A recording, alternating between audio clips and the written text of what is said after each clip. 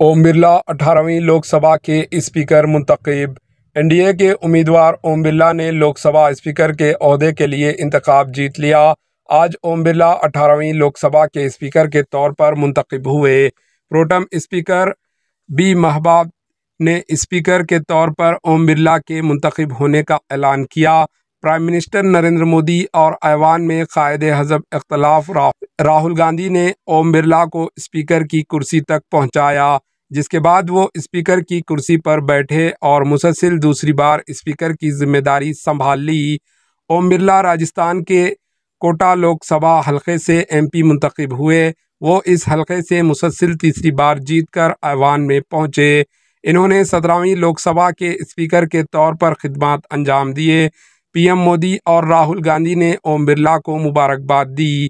पेश है इस खुसूस की ये रिपोर्ट। Bureau report, AHN news.